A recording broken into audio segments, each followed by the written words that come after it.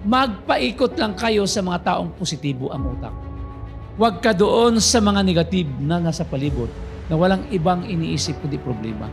Kapag ang iniisip mo puro si reklamo, wala kang magagawa doon. Ang control mo, kaibigan, yung sarili mo. Hindi mo control ang surroundings, ang kapaligiran. Tama, mali. Hindi mo control yung ibang tao. Hindi mo control ang universe. Wala kang magagawa doon. Ang kukontrolin mo ay ang sarili mo.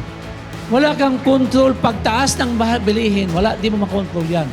Ang kailangan mong igagawa mo ng paraan, yung sarili. Paano makikita ng milyon-milyon? Positive man.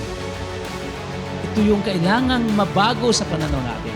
Kaya nga sabi ko kanina, wala kang gagawing bago, walang pagbabago. For how many years, problema. Ngayon, babaguhin mo. Ang gagawin mo ngayon, wala nang problema. Bakit? May elite framework ka na. Tama? Trabahuin na lang. Hatawin na lang.